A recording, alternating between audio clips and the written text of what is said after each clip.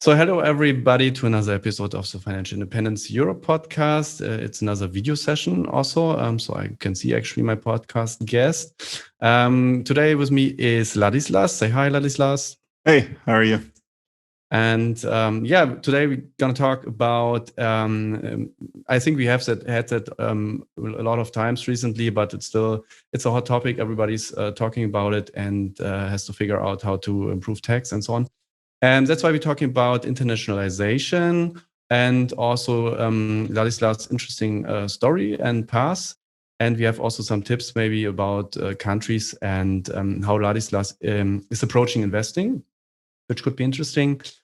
So let's dive right into it. I would say maybe you can just tell us a little bit about your story, Ladislas, your biography, because I think it's interesting enough in itself, I would say. Great, yeah, with pleasure. So I did my undergrad in Canada in business and my postgrad in business and in law in Australia. And when I was studying, I did all my internships in the former Soviet Union and in Eastern Europe and all these countries. After university, I got a job with Nestle, the big food company. So I did the whole corporate thing for 7 years. I started in Switzerland, and then I was in Africa, so South Africa for 4 years, and then Ghana for 3 years. My last role there was being in charge of the dairy business for 4 West African countries for Nestle. So during all those years in Africa, I traveled all over the continent. It was a really great experience. But then at the age of 30, I decided, like a lot of your audience, that I didn't necessarily want to always have a boss, and I wanted more freedom in my life, even if it meant leaving that cushy job and that great career. But I wanted freedom. I wanted to feel like I was living more than, working 70 hours a week in a corporate job. So I left at the age of 30 and I went on an eye-opening road trip. I did this with my parents, actually. We drove from Oman to Paris by car. So through all of Iran, Armenia, Georgia, across all of Turkey, went into the Balkans, Eastern Europe, and then Paris. And honestly, I just going around these countries, discovering these places, you could see all these opportunities all along these countries that people just haven't really heard of, like, Armenia, Georgia, and you can see reforms taking place. Even going around Turkey, for example. I mean, most Europeans still think that Turkey is backwards. It's not. You drive around, and Turkey is not just Istanbul and Antalya. All over Turkey, all the highways are brand new. There are cities in the middle of Turkey that no one's in Europe has ever heard about, like Konya, with like 1 million plus people, large cities by European standards, and everything is new. New highways, new hospitals, new campuses, everything new. Everything's new, great infrastructure. And this really opened my eyes to the opportunities. And along the way, I saw some things I could do. So I started doing some property deals. I had already started when I was working in corporate.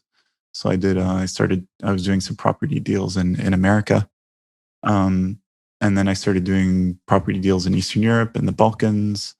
And I gradually got involved in more investments, et cetera, started going well. And then I didn't actually really need to have a job anymore. So now I've become a full-time investor. I travel around the world. Not just in Europe, but in Africa as well, Asia, Latin America. And I just look at different investment opportunities, invest in some of them, report on others. And it's very interesting. And so maybe as I could have heard from what you told me, is also that your parents had some role in like making you ready, or so that most of us are more afraid to invest in other countries because they just stayed at home, like in the UK or Netherlands and so on. But your parents actually have taken you through all of the countries at a very early age. Are they kind of diplomats, or what are they doing that they have this kind of life? Is just traveling? Just traveling. My father is a university professor. Nothing special.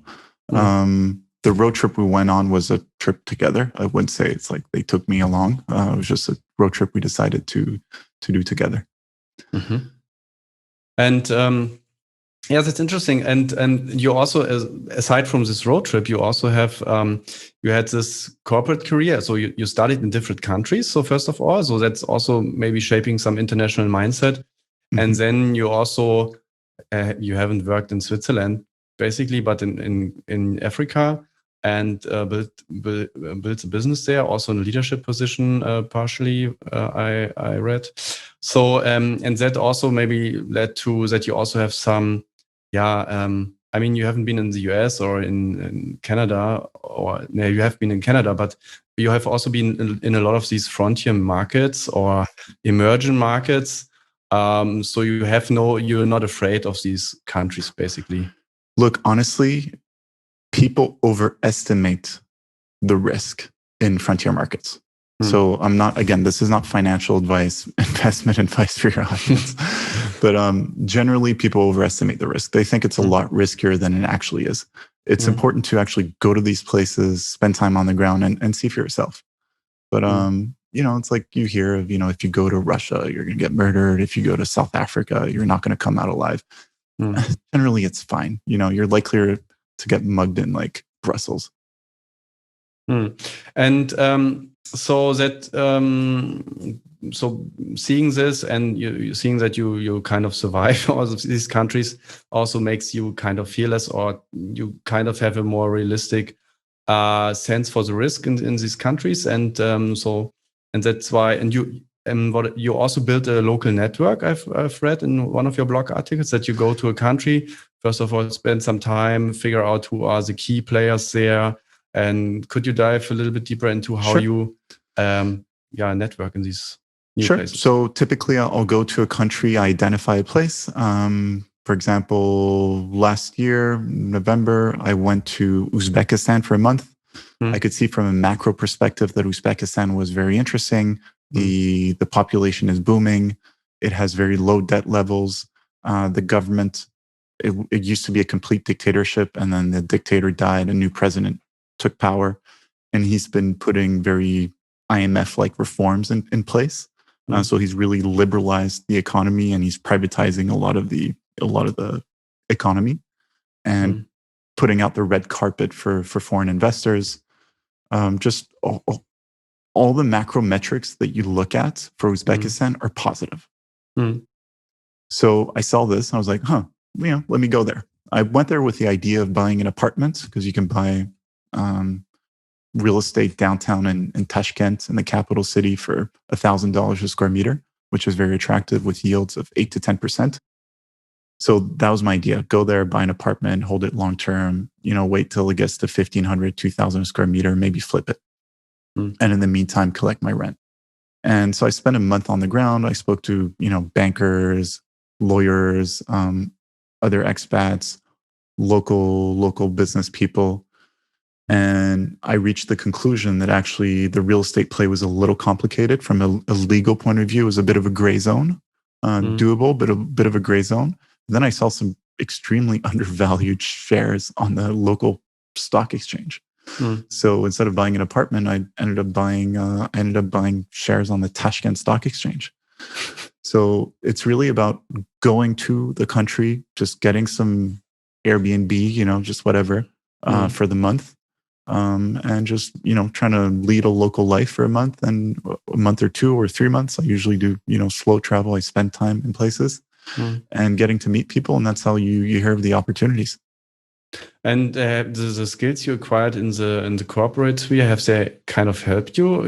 Have you learned about negotiation or investing or business development or networking or sales or something like that you could also use then later on in I guess. When you learn to run a $100 million business, it helps to have discussions with other business people. And it's just mostly traveling. It's just common sense. Ultimately, it's just all common sense. It's not complicated. Just, go somewhere, try to understand how things operate, speak to people, listen more than talk. When you talk, it's to ask a question. It's not to talk about yourself. And then that's how you get to learn, and just read a lot as well. Just, try to just get culture. And that's it. I wouldn't say that, working as like at KPMG before, or like doing whatever is a prerequisite to being a good investor. Maybe the opposite is the case. Yeah. Potentially the opposite's the case. Yeah. But one question, I told my wife that you have worked for Nestle and so on, and she said, "Oh, Nestle is bad. And in Africa, haven't they sold the water in Africa to make money?" So, what's your take on this ethical questions about Nestle from the inside? Look, when I was working at Nestle, like compliance was like a nightmare when it came to all these. All like communication, anything that was related to children and like infant nutrition, and that like if you did one thing wrong, you just get fired. You're done. So it's just, I mean, in the past maybe there were issues, but now it's like you don't want to, like, it's really not a part of corporate policy to do anything unethical. If you do something and you get caught, you're done. Yeah, so I didn't encounter anything at all. I could imagine that they, after the bad news, that they put some compliance rules in place to protect their brand and also in the future. Yeah. But compliance also could be really a nightmare because you have all these rules and so on, and spend a lot of time to comply and document and audit and blah. let me put it this way: compliance is the reason I decided to fire. Okay. That's why I wanted financial independence and freedom, because of compliance. Okay. It's good to know. And I think many people who work in corporate jobs, they know. And I also work in consulting and working for multiple big companies. I also know the compliance rules and so on. So it takes a lot of energy. So very good. Then I would like to also talk about maybe some of the countries. I maybe take a step back before. What are your favorite investment types? So you talked a lot about real estate, and also the stock market. But is there anything else? Also, do you like acquiring businesses or? So that's a very good question. Look, on my blog, I talk thewanderinginvestor.com. I do a lot of real estate market analysis because it's what's close to my heart. So I do have a fair amount of exposure to real estate, but that's certainly not the only thing I invest in. Like you said, stock market, mining, a lot of mining these days. The crypto as well, though I don't actually write about crypto because I don't really know much about crypto. I think like most people invest in crypto, I don't really know anything about it. No. The reality is that it really depends on people's objectives and risk profile. So whatever I prefer is strictly personal, and it's not necessarily what my audience should prefer for themselves. And so you also test some things you're not writing about in the blog, like new experiments like on crypto. And so on. I also basically do crypto, but not talking about too much because I'm just doing it for 2 years. So I'm also a beginner. But I found out that there is also strategies that are kind of reliable in crypto, but you have to dig deep and have some experience to understand that. And another question was, first of all, one question was, as a European, so you have also a view from outside of Europe, as you're already not in Europe right now. And why is Europe, A, so boring? B, why do they get away with these high tax? Because there are so many other countries and there must be some competition, but I don't know. They're talking about new wealth tax right now. I mean, I wouldn't say Europe is boring. You're in Belgium, right? It's close. It's Germany. Okay. Compared to other places, like compared to China or to San Francisco, Texas, or whatever, there's just much more going on, more venture capital and so on. From a business point of view, for sure. From a cultural point of view, from a living point of view, honestly, like nothing beats being in Europe in summer. Like It's the best place to be in summer anywhere in the world. But yeah, from a business point of view, look, it's a social contract. Europe, when you live in Western Europe, it's a social contract. You grow up, the state, pays for you, pays for your university. Then when you're a young adult, you mostly pay to the government, you pay back. And then once you start having, at least 3 children and they get educated, then you get money back. And then you retire, you get some, hopefully, money back as well. So if you're fine with this, Europe is fantastic. If you have an issue with paying for other people's children and grandparents and people who decide to do nothing during your working years when you're young, then Europe is not for you. Yeah. So I wouldn't criticize Europe and say, oh, it's finished, it's not good, blah, blah, blah, blah. It's just, ultimately it's a philosophical decision that people need to make for themselves. Do I want to sign this social contract? Or do I rather prefer to be on my own and not depend on the state, but also not expect the state to ask me for too much? Yeah, I think it's if you are aligned with the values that we have in Europe, kind of, or not. Yet it's hard to get both, so low tax and good social security and so on. Anyway, but what are some cool places? Let's talk about some of the cool places that you could recommend. You mentioned already Uzbekistan. You also highlighted some opportunities there. In your blog, I've also read some downsides on Uzbekistan, like conflict with China or some political risk. Would you say it's safe? Tell me. Look, the place is clearly not a democracy. Then again, it's a philosophical decision that people need to make for themselves. Are they comfortable living in what is not a democracy? Are they not comfortable?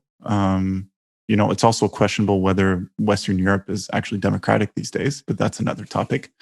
and then there's another philosophical question is, if you're an investor, does your money care? You're trying to build your nest for retirement. Does your retirement nest care whether it invests in a non-democracy or not? So it's really up to people. But the political risk, there's political risk everywhere. You can be in Europe and you can invest, and then suddenly the French government can decide that actually you don't get this tax break anymore, and now you need to, revamp your house for green measures and whatever. So now or you buy some real estate in Berlin and they kind of ban Airbnb. Boom. They ban Airbnb, or they cap the increase of rent that you can do per year. They did, or they're talking about that real estate investors should pay for Corona, so they could increase tax there. So it's really, you can get to invest in a country with a booming population, tons of gold reserves, low debt to GDP ratio, and a country that is implementing neoliberal reforms. And there's a bit of political risk. Or you go for the case in Western Europe where there's bound to be more taxes, more socialism, and more redistribution, which you may or may not be fine with. But ultimately, it's a choice people need to make. And I think that's what I'd say to young Europeans who want financial independence is try to look for countries with a growth story. If you want to invest, or even if you want to start over yourself, the reality is that some countries like Uzbekistan or Ivory Coast, I spent quite a bit of time in Ivory Coast in West Africa, in Abidjan, very nice country. They emerged out of civil war in 2011, and since then the country's been booming. There's always a bit of political unrest, but generally from a business point of view, it's a very, very good place to be. The reality is, if you're a young European and you have access to a bit of capital, you can just go there and go to these countries and have at least 40, 50,000 euros to start a business or something, and you can do anything. There is a lack of supply of many goods and services, and in many cases lack of skills. Like if I was a plumber, for example, I mean, look, if you want to make money, let me tell you how you can make money if you're European. If you study sociology or you study political science and you're in some dead-end job earning 1,500 euros a month and you're not seeing the end of it, learn to become a plumber. It'll take a year or two. Move to Ivory Coast and be the premium plumber. Be the European plumber guy that then, recruits local guys, builds them up, and has, 2-3 guys under him, 4 guys working under him or her, and just develops a plumbing business with competent skills and good marketing, which is not that hard to do. Again, you don't need to be an expert to do good marketing there. And then you suddenly find yourself with a good business, and you'll be earning potentially 6 figures fairly quickly. Okay, Literally. so you just have to maybe bring the quality you kind of from Europe. Bring quality, bring punctuality, bring skills, bring honesty, and charge a premium price. Charge European prices. You'll have a market. Cool. But you have to live there also. Yeah, you have to live there. Yep, that's part of the deal. You got to live there, and you got to deal with like getting malaria. You got to deal with the fact that the government is not going to take care of you. If anything, the government might try to get stuff from you once in a while, but you'll deal with it, and life will be fine. And how much money, as we talked about it, how much money do you think is necessary to start internationalizing? So go buying some property in Uzbekistan or opening a business in an African country? Look, it's always better, like for a business, it's always better to have like at least some starting capital. So, that really depends on the business. In terms of investing, the reality is you can start from, your first 100 euros. Because if you, for example, let's say you're German, great. You're German, you live in Germany. Already you have a lot of German exposure. You potentially grew up in Germany. You speak the language. You have your social contributions, your retirement. You have some amount of retirement in the future that is linked to the German economy.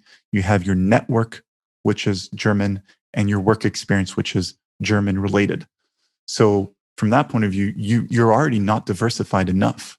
You're too exposed to Germany. So maybe your first thing should be, apart from maybe buying your own house, which is always a safety thing, is investing things abroad to have that diversification. You could also invest abroad, just buying an ETF, getting the 7%, and you kind of diversified. Although the yield is kind of kept. But would you say, why not just buying an ETF to diversify?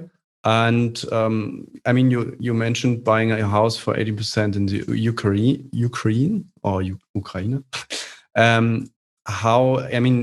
There's also some risk. So you have the 18% yield, but there's some risk that it could be damaged in the war or whatever.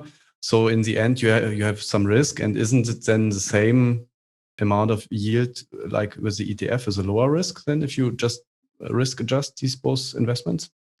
Yeah, so the one in Ukraine for 18% is a fund managed by a Canadian, and it should pay out dividends of about 10%, but it's in a very niche market. If you buy real estate for yourself in Kyiv, in the capital, you can get gross yields of 8 to 9%.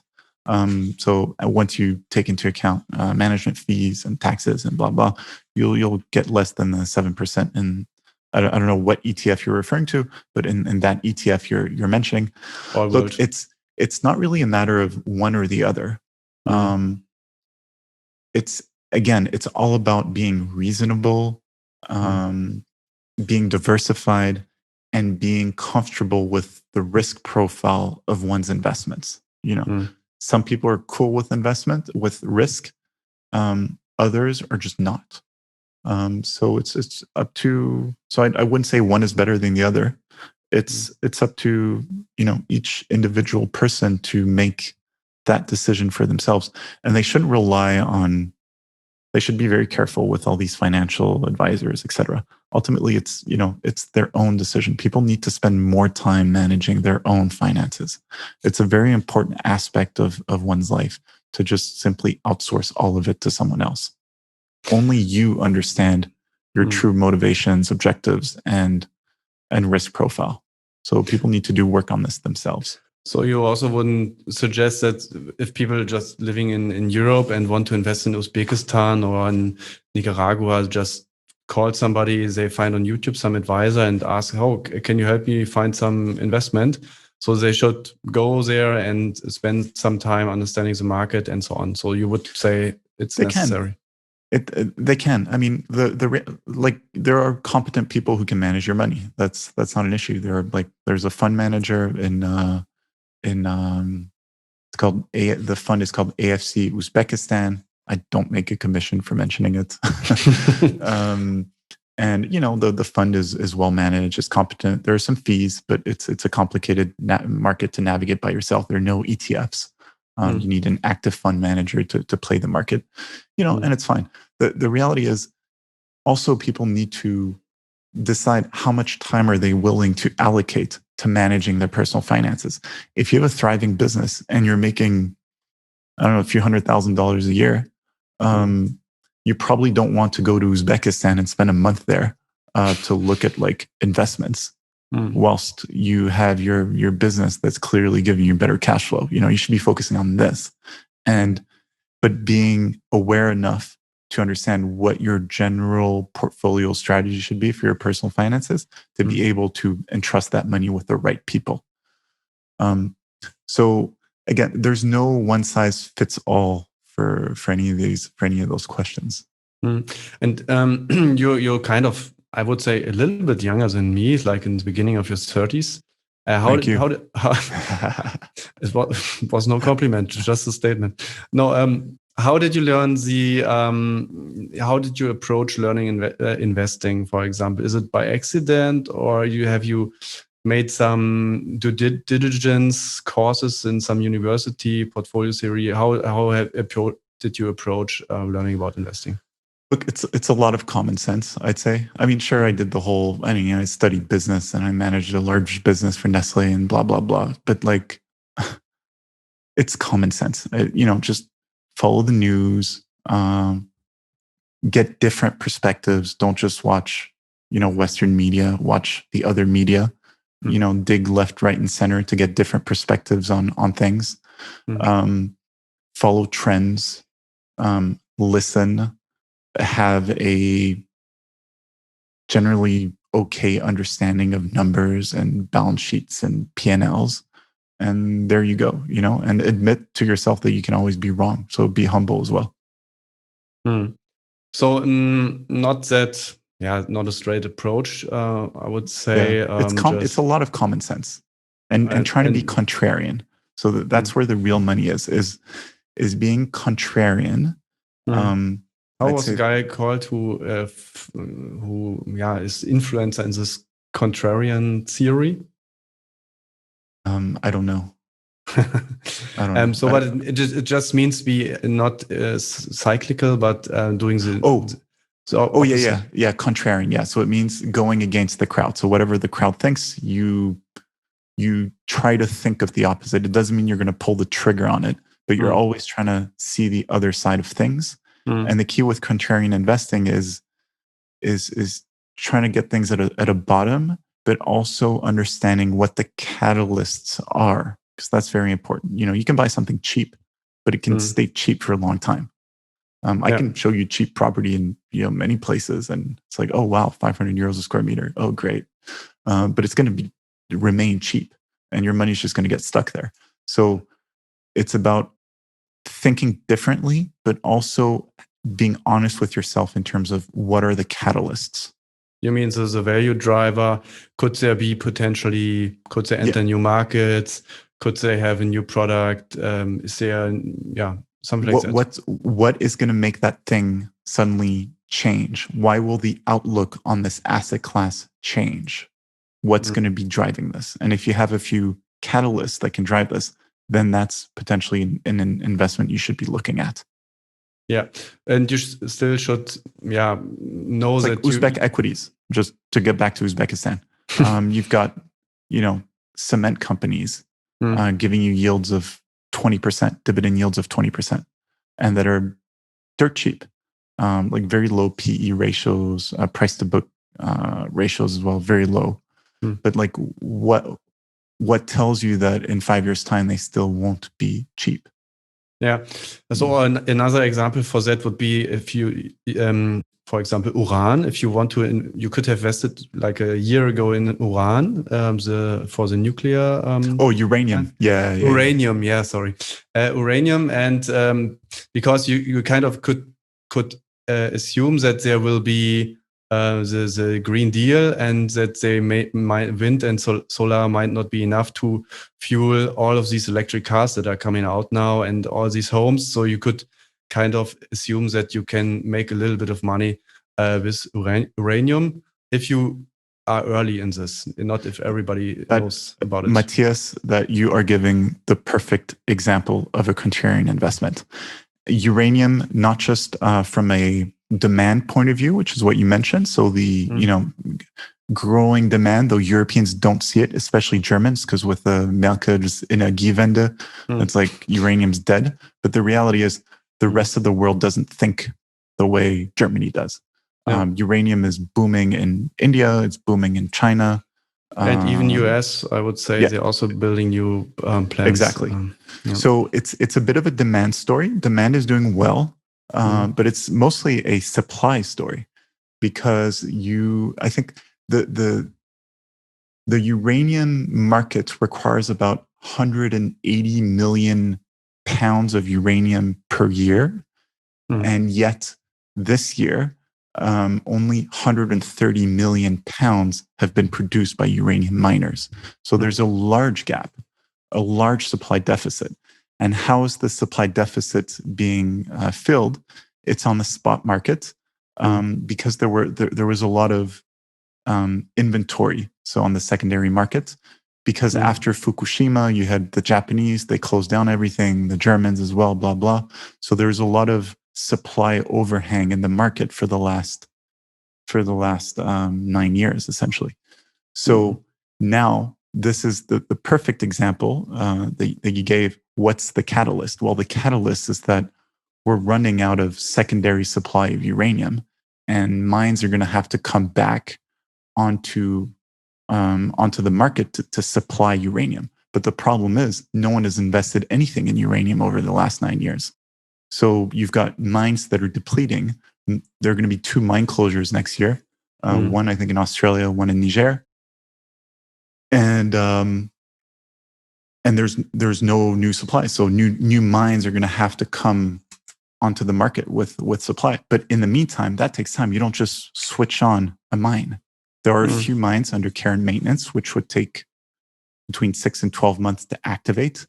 But it's still not going to be enough. You're going to need more mines. So you're going to see the price of uranium, unless one, my understanding is wrong, and unless 2, there's a nuclear catastrophe which kills demand again. You're going to see the spot price boom, and these mines and new mines come into production. So there's probably a lot of money to be made in mining. In uranium mines. I'm just looking at the Cameco stock price. It's the biggest, I think, company in uranium. And they're still cheap from, if you zoom out, not so cheap if it's since the beginning of December, but a lot of them doubled. I think Cameco did 30-40% in December. Yeah.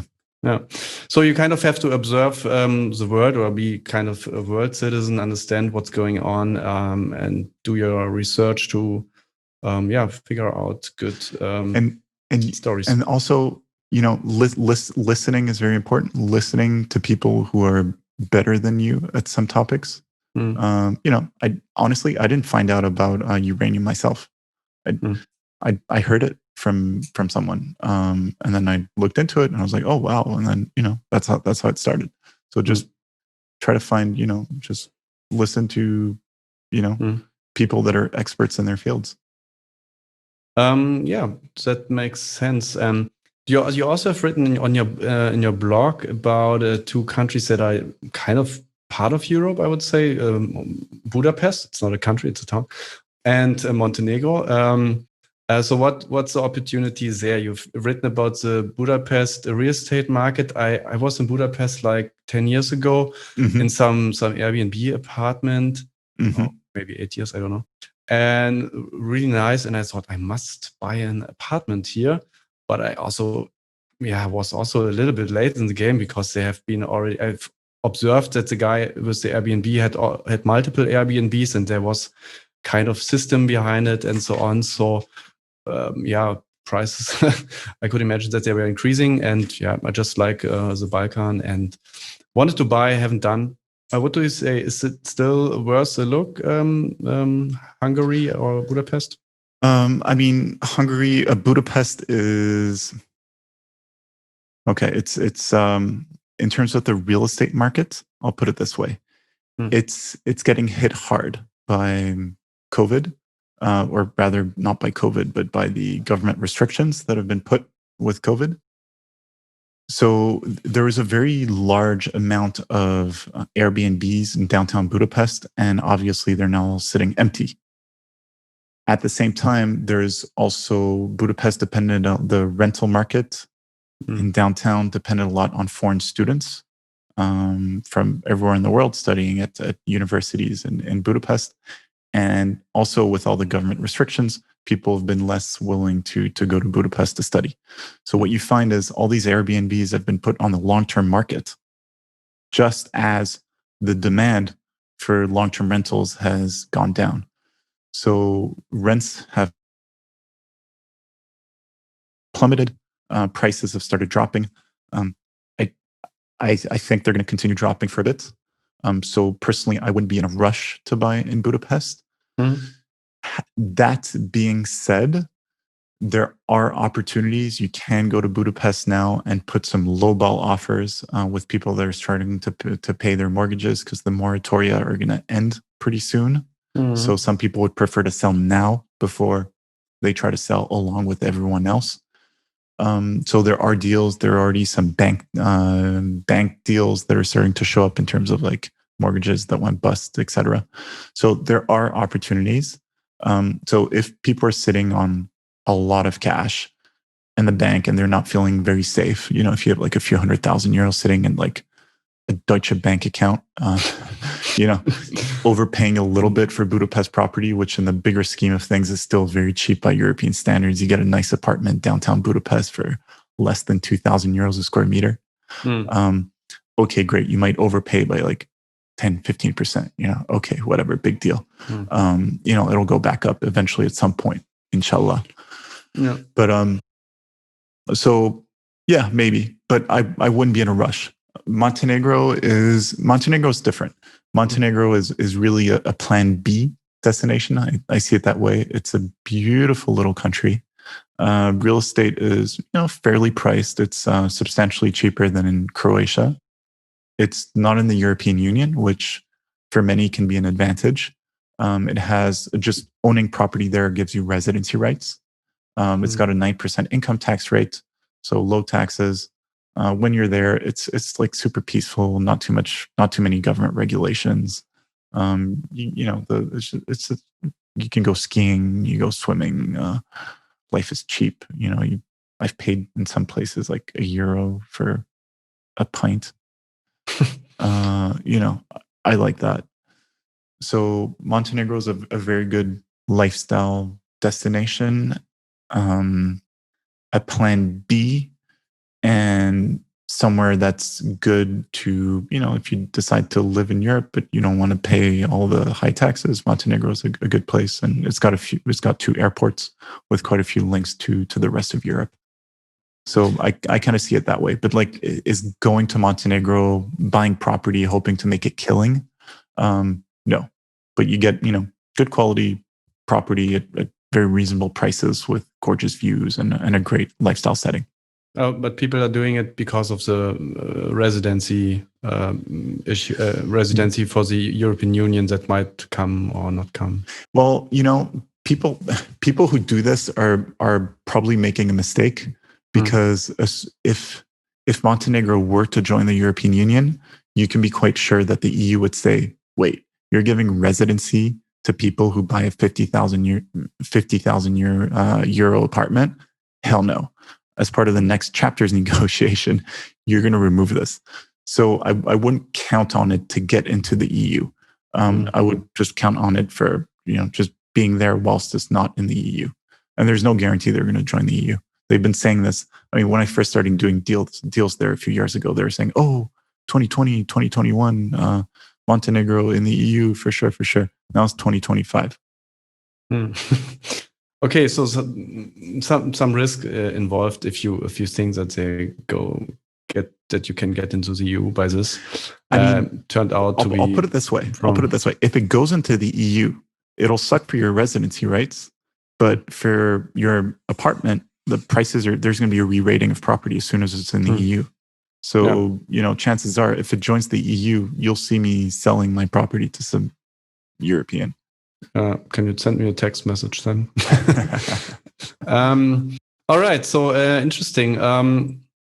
So how would you approach for me as a lazy German, or lazy in general? How would I? If you were lazy, you wouldn't be doing this podcast. If you're watching Netflix. True, it's kind of 9:45 in the evening, and I was thinking about buying a property in Portugal or in Lisbon, or in different countries, but I haven't done that because I cannot. I can get a loan, but only for Germany, so I have to get a loan outside of Germany. So first issue, and so on. I've just haven't done that, so I'm asking myself what's the problem. So I'm just looking at property in Berlin. So with 5,500 euros per square meter, which is more than 1,000 in Budapest. So I mean, it makes no sense. You can. It makes sense if you use a fixed rate mortgage over 20 years, and you hope that inflation is going to come. And if inflation comes, party time.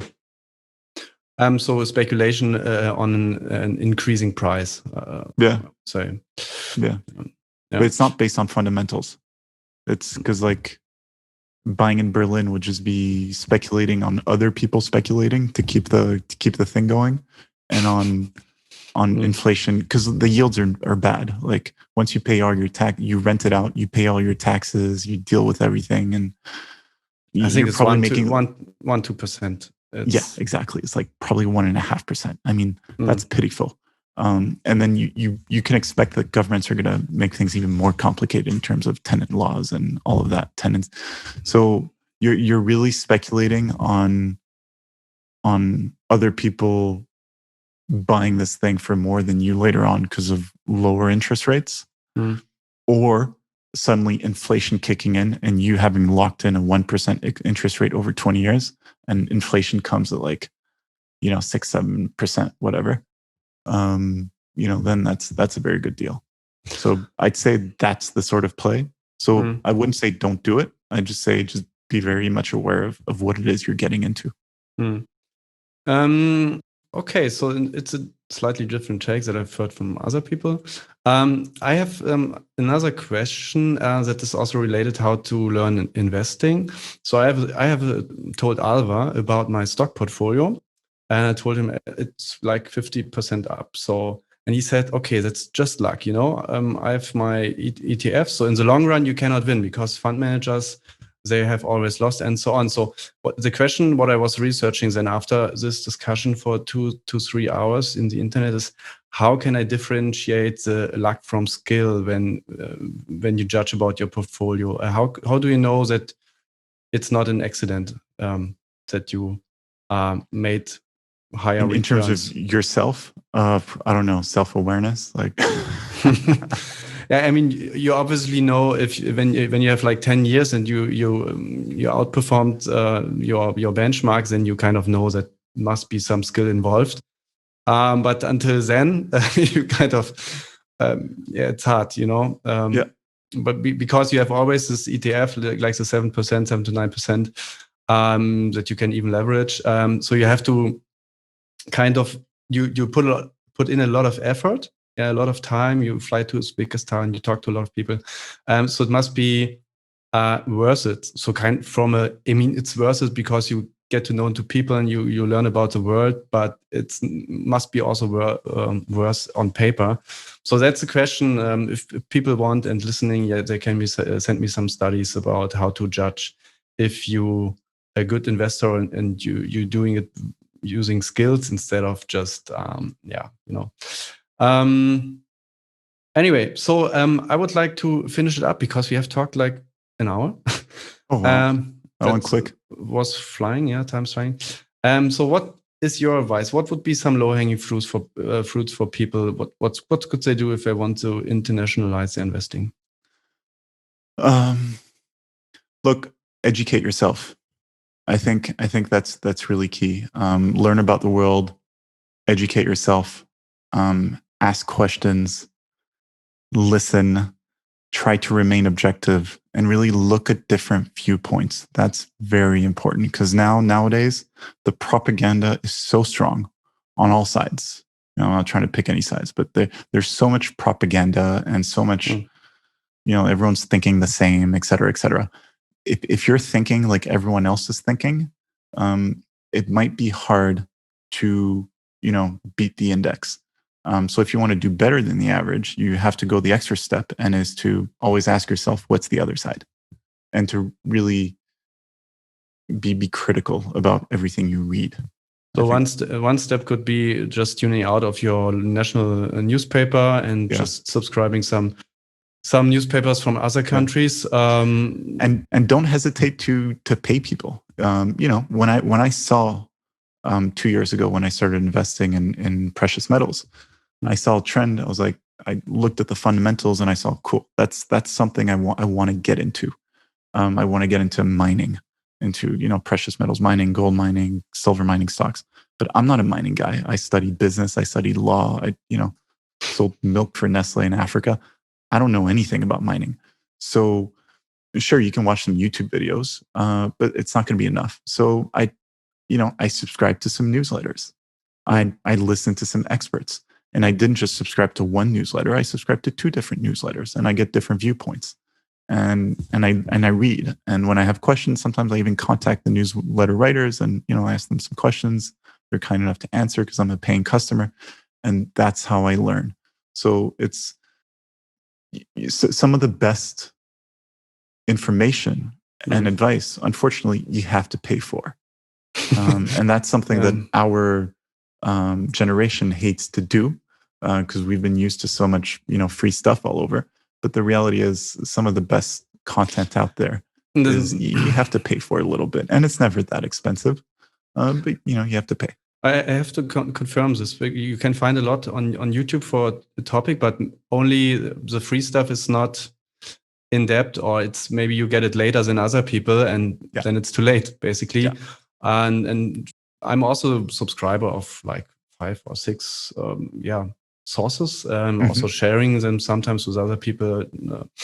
But it gives you an edge, and you save so much time because it's just they delivering research, and it's just easy to consume, and it saves you time. So if your time is worth more than the newsletter, then you should just subscribe. If you the advice is don't be cheap.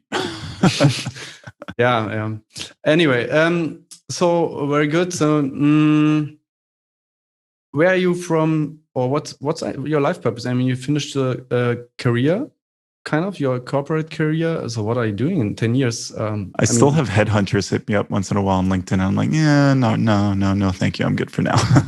Okay, so if your investments turn out not to work so well, you can go back. Yeah, the day you see me with a job, it means I put too much money in uranium and there's a nuclear accident. Oh, that's the guy who put too much money in uranium. It is now working for Royal Dutch Shell again. Yeah, something like that. Yeah. Okay. So I will put what's your website? Tell me about your website and links and so on. Yeah, so I talk a lot about investment opportunities all over the world as I travel. The last reports I wrote were on Egypt. I spent some time in Egypt and looked at real estate there. I saw some really interesting things. less than $500 a square meter for quality real estate. So I wrote all about that. But essentially, you go to my website, thewanderinginvestor.com. So wandering is in walking, thewanderinginvestor.com.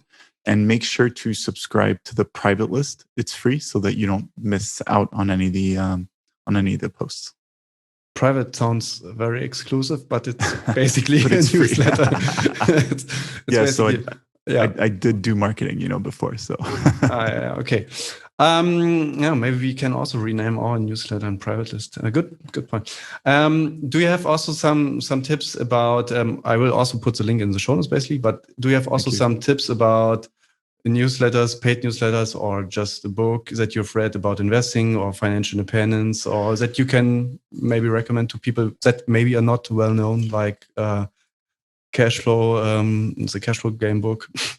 One that's really good. It's by a German, so maybe a lot of your audience knows it. It's undervaluedshares.com. It's a guy called Sven Lorenz.